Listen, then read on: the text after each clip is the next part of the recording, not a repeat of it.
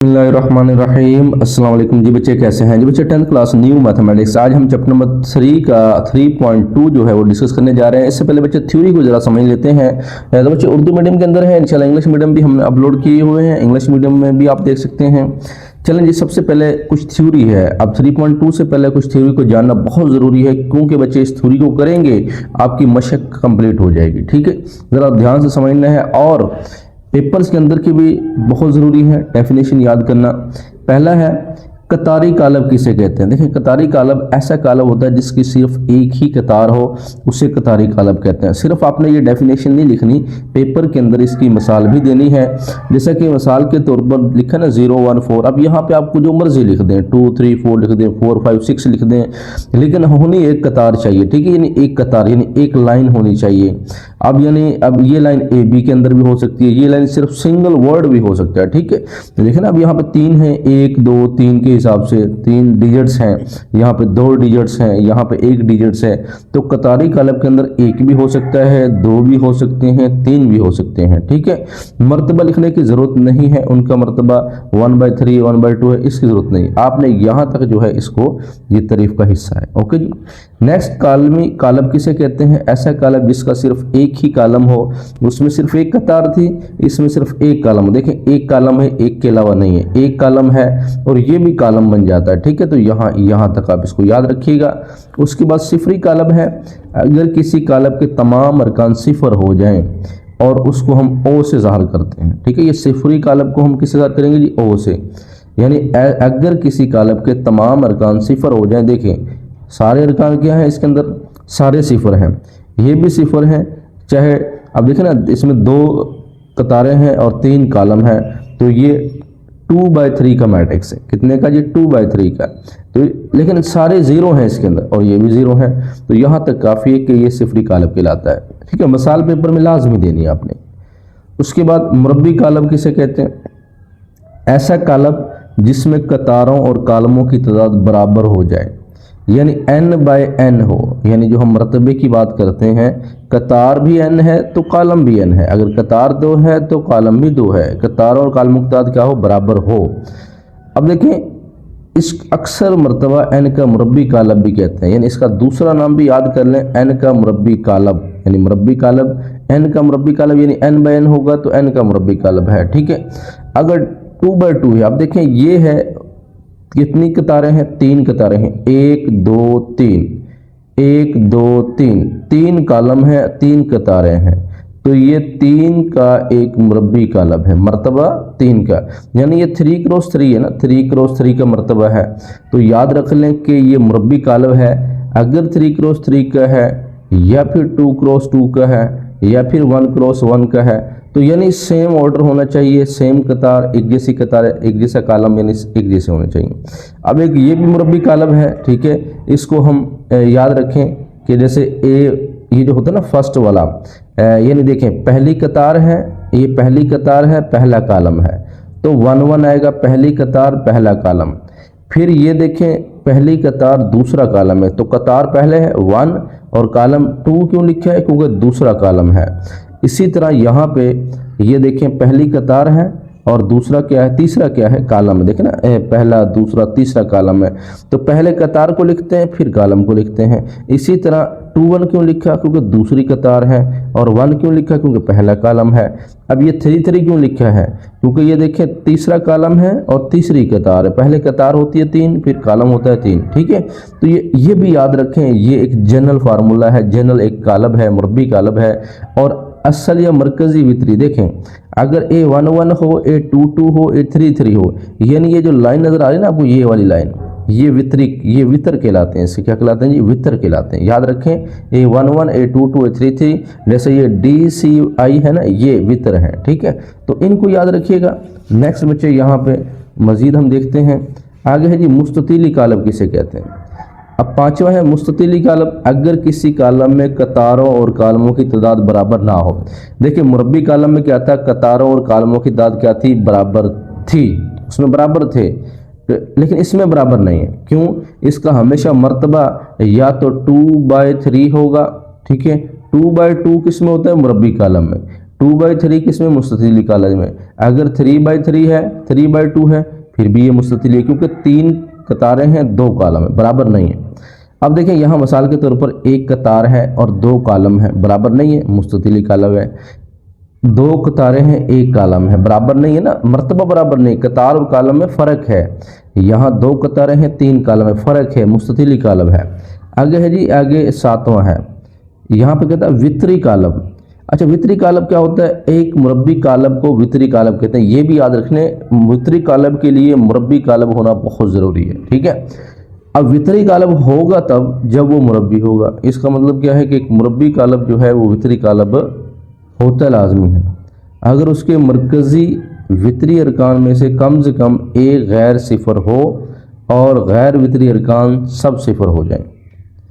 तो वितरी कॉलम पहले ऐसा मुरब्बा होना चाहिए कि जिसके अंदर 3 अगर कतारें हैं 3 ही कॉलम होंगे, 2 अगर कतारें हैं 2 ही कॉलम होंगे, तो भी वितरी कॉलम है, तो मतलब मुरब्बी कॉलम है। तो हम शर्त यह है कि मुरब्बी कॉलम को वितरी कॉलम कहते हैं, लेकिन उसके अंदर जो मरकज़ी वितरी अरकान, मरकज़ी वितरी अरकान कौन से, ये वाले, ये मरकज़ी वितरी अरकान है। कौन से जी, ये वाले A11, A22, A33।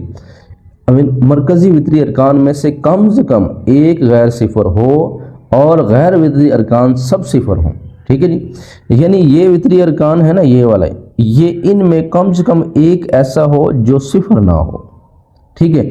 अब ये 2, 3 है तो ये तो दोनों सिफर नहीं है, फिर भी ठीक है, लेकिन इधर वाले 0 लाजमी हो। कहते हैं ना, वितरी अरकान में से कम एक गैर सिफर हो लेकिन बाकी तमाम अरकान सिफर हों। अब देखें 2, 3, 4 ये वितरी अरकान है, ये सिफर नहीं है तो कोई मसला नहीं है, लेकिन ये वाले जो है ना ये सिफर होना ज़रूरी है, तो ये वितरी कॉलम दोनों हैं।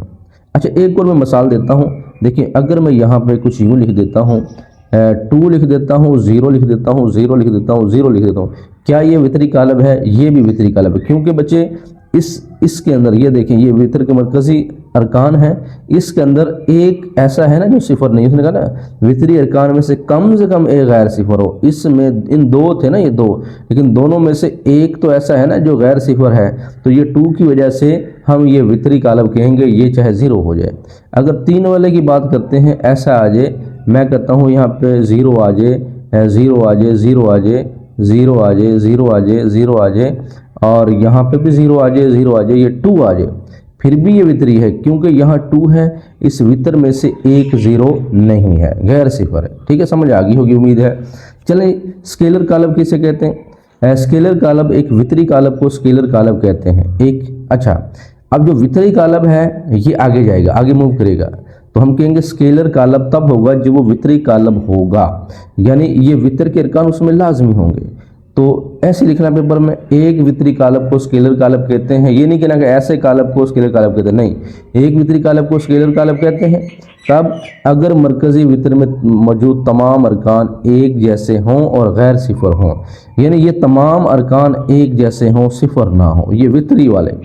तो देखें, वितर के अंदर ये जोन से मर्जी आ जाए, चाहे 2, 3, 4 आ जाए, 5, 6, 7 आ जाए, या इनमें से 2 0 हो जाए, एक गैर सिफर हो, वितरी कॉलम है। लेकिन इसके अंदर ये 0 कभी भी ना हो, ठीक है, और यानी ये एक जैसे हों, 5 हैं, एक जैसे हैं, तो ये भी स्केलर हो सकता है, ठीक है। तो क्योंकि ये सिंगल है, तो ये चीज़ जहन में रखें। वहदानी कॉलम पता क्या होता है? एक स्केलर कॉलम, यानी इसको आगे मूव करेंगे, वहदानी के लिए स्केलर होना ज़रूरी है, स्केलर कॉलम को वहदानी कॉलम कहते हैं अगर इसके तमाम मरकज़ी वितरी अरकान 1 हों, यानी यहाँ पे वितर वाले 1 1, वहदानी में क्या होंगे?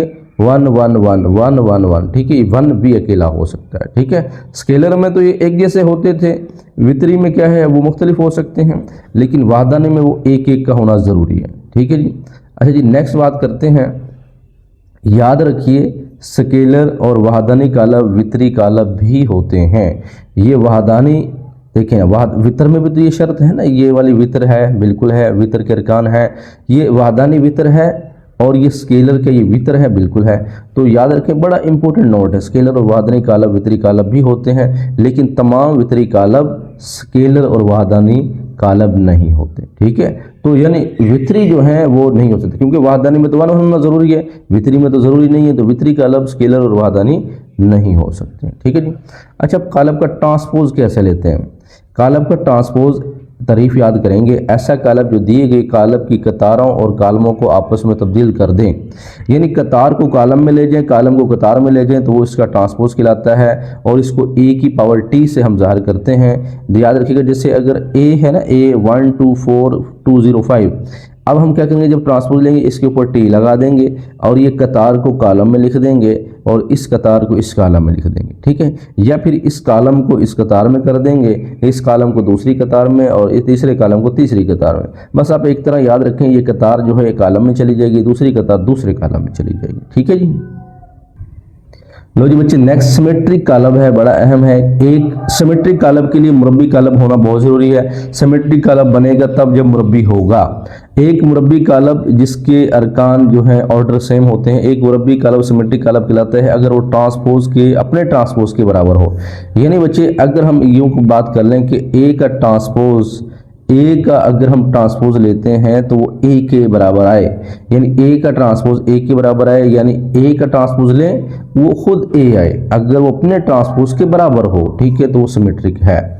मिसाल के तौर पर अगर ये मेरे पास ए था, मैंने जब इसका ट्रांसपोज लिया, ट्रांसपोज कैसे लेते हैं, यानी इस कतार को कॉलम में चेंज कर देते हैं, तो ये 2 3 को मैंने ऐसे 2 3 लिखा, 3 4 को मैंने ऐसे लिखा, आपको नजर ऐसे ही आ रहा है, लेकिन बच्चे मैंने ये 2 3 था ना, इसको ऐसे कर दिया देखो, और 3 4 को ऐसे कर दिया, तो ट्रांसपोज बन गया। लेकिन ये दोबारा क्या आया, दोबारा वही ए आ गया, इसका मतलब ये ए का ट्रांसपोज बराबर ए आया, तो ये सिमेट्रिक कालब है, ठीक है जी। समझ नहीं आई तो फिर देख लें, अगर ए हमारे पास एक मुरब्बी कालब है, उसका ट्रांसपोज लें, कतार को कॉलम में तब्दील कर दिया है, इस कतार को इस कॉलम में, इस कतार को इस कॉलम में, ट्रांसपोज बन गया। तो लेकिन ये देखना दोबारा ए है, ये दोबारा क्या है, ए है, तो ए का ट्रांसपोज ए आ गया है। अच्छा, सिक्यू सिमेट्रिक के अंदर होता है एक मुरब्बी कालब ए सिक्यू सिमेट्रिक कहलाता है अगर उसका ट्रांसपोज ए ना आए, माइनस ए आ जाए। मिसाल के तौर पर अगर बी मेरे पास 0 -5 5 0 है, तो इसको जो मैं ट्रांसपोज लेता हूँ 0 -5 को मैं ऐसे लिखता हूँ और यानी 5 0 को मैं ऐसे लिखता हूँ, यानी इस कतार को इस कॉलम में और इस कतार को इस कॉलम में लिखा। लेकिन अब बच्चे ये बी का ट्रांसपोज क्या है, ये बी नहीं आया, क्योंकि यहाँ से अगर माइनस कॉमन लेंगे तो फिर ये बनेगा, ठीक है। अगर मैं यहाँ से देखें, यहाँ से माइनस कॉमन लेता हूँ, चलें इधर करता हूँ, बी का ट्रांसपोज मैंने माइनस कॉमन लिया, ये माइनस कॉमन लूँगा, 0 का 0, 5 का क्या बन जाएगा -5, यहाँ से माइनस कॉमन लूँगा 5, ये 0 है, तो ये देखें वो शक्ल नहीं बन गई, बिल्कुल वही शक्ल बनी है।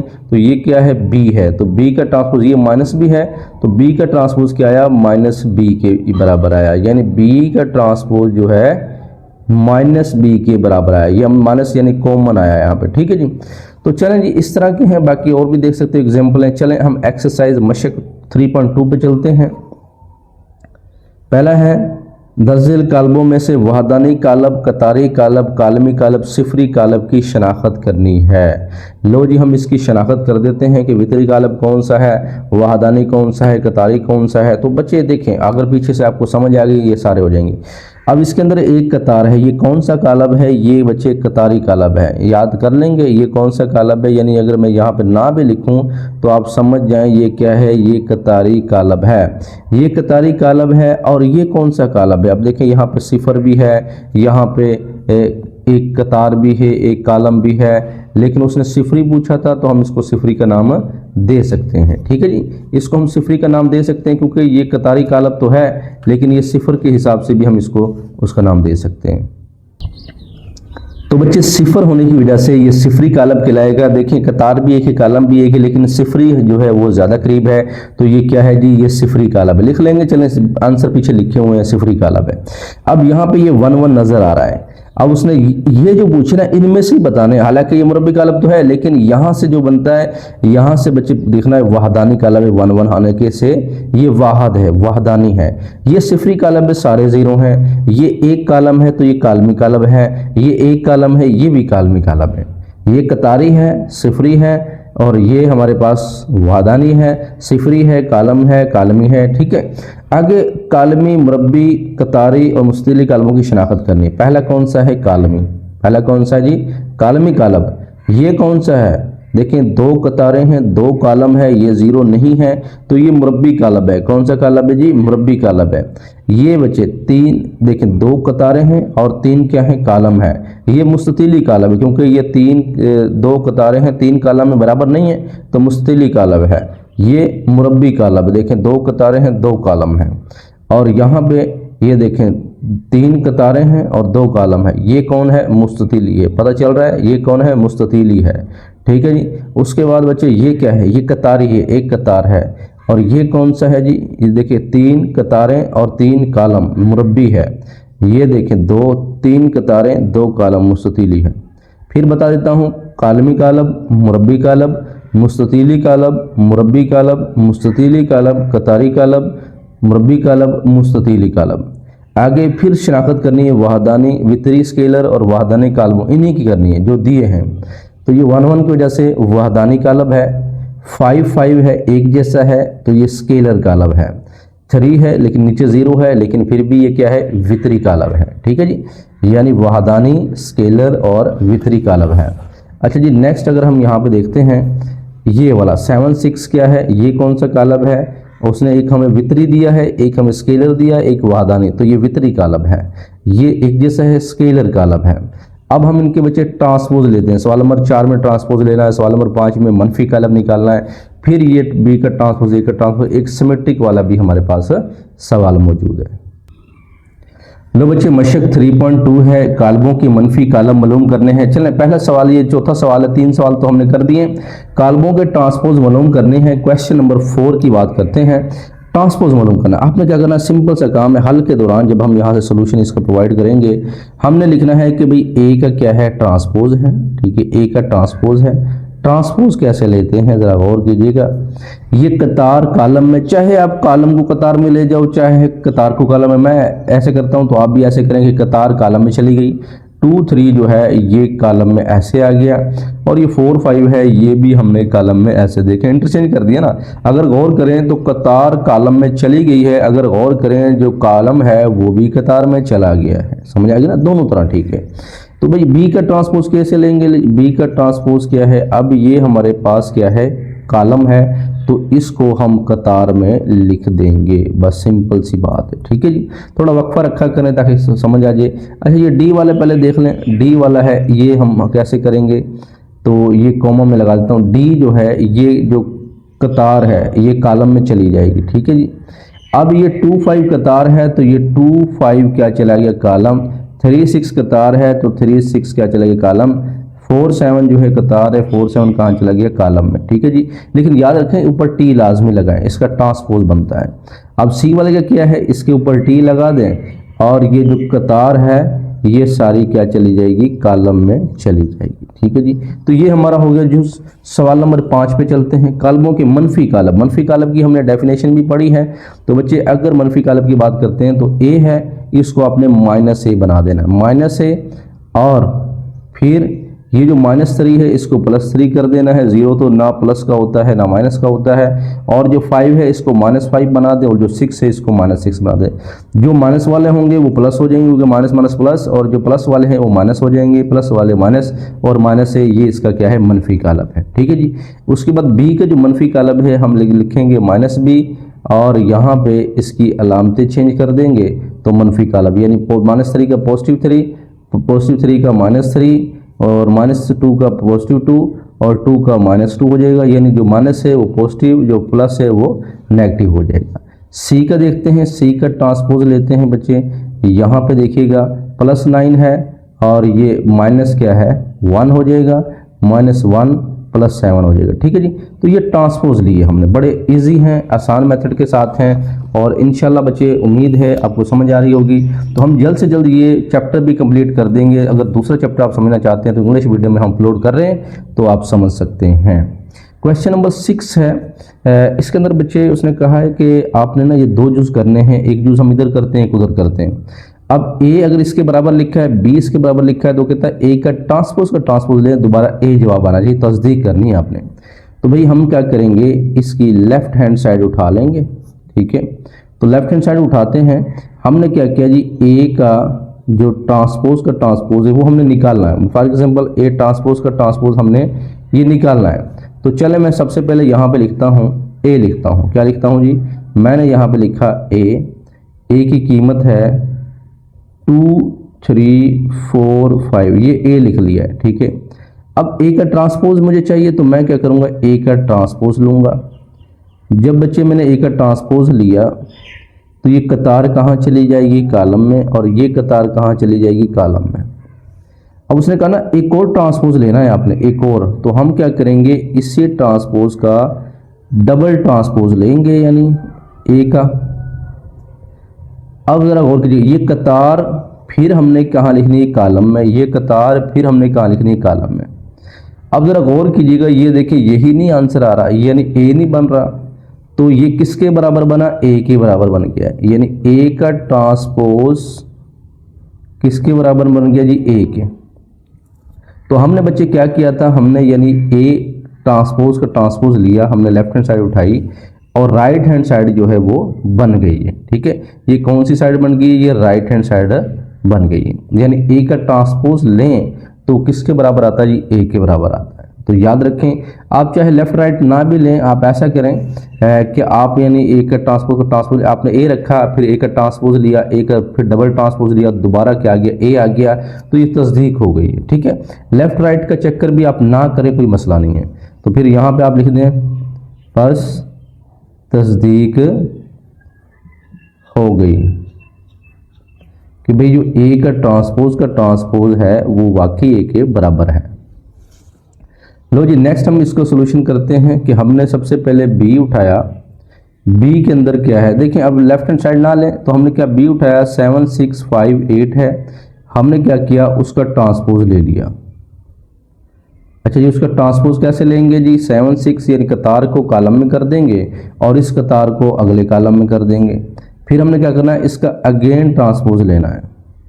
جب ہم نے اس کا اگین ٹرانسپوز لیا تو یہ پھر قطار جو ہے یہ کالم میں چلا گیا، یہ والی قطار اس کالم میں چلی گئی. تو اس کا مطلب کیا ہوا بچے؟ بی جو ہے، بی کا ٹرانسپوز وہ دوبارہ یہ والا بی بن گیا. دیکھیں نا، یہ دوبارہ کیا بن گیا؟ بی بن گیا. تو اس کا مطلب یہ دوبارہ کیا بن گیا؟ بی بن گیا ہے. تو بس ثابت ہوا لکھیں. اب یہاں پہ تصدیق کا لکھا ہے تو ہم کہیں گے بس تصدیق ہوئی.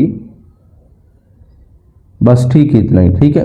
اب ان کو زبانی بھی یاد رکھیں. یہ جو جتنے بھی بچے پروف والے ہوتے ہیں ان کو زبانی یاد رکھیں کہ یار بی کا ٹرانسپوز لے لیں. 2 دفعہ اگر کسی بھی کالم کا ٹرانسپوز لیا جائے وہ ہمیشہ وہی کالم آتا ہے جو تھا. اسی طرح ہم نے یہاں پہ اے کا ٹرانسپوز لیا، وہی کالم آیا جو یہاں پہ ہے. اوکے جی. اب لاسٹ ہمارا کویشچن رہتا ہے. تو بچے لاسٹ والا کویشچن ہے ثابت کریں کہ اگر ہمارے پاس ایل اس کے برابر ہے تو ثابت کریں کہ یہ سیمیٹرک کالم ہے. سیمیٹرک کے لیے بچے جانا ضروری ہے کہ بھئی اگر ہم کسی بھی ٹرانسپوز لیتے ہیں تو وہ دوبارہ اے آنا چاہیے، وہ سیمیٹرک ہوتا ہے. اب سمپل سے کام ہے کہ ہم نے ایل کی قیمت اٹھائی ہے. اگر ایل کا ہم ٹرانسپوز لیتے ہیں، ٹھیک ہے، چلے ایل کا میں ڈائریکٹ لے رہا ہوں، ایل ٹرانسپوز لیتے ہیں